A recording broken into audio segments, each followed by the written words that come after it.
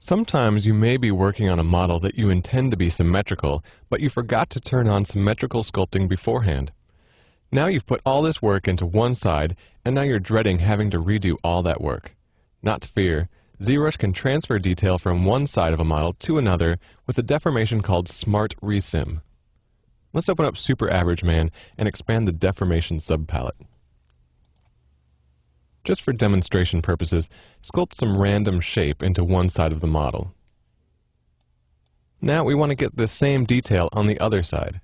The Smart Resim button allows you to set which axis you want to mirror. By default, it's on X, and that is the one we want. Now if you click the button, you see that what it's done is average the two halves to be the same. Usually, this is not what you want it to do. Usually you want all the detail from one side to go over to the undetailed side. So I'm going to hit Ctrl-Z to undo that. In order to get all this detail from one side to the other, we need to mask the sculpted side to protect it from change.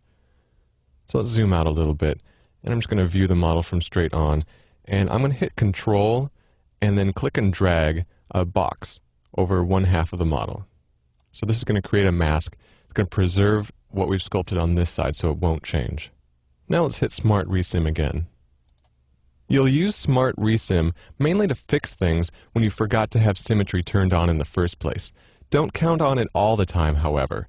On particularly complicated or dense models, you may have difficulty getting it to work accurately.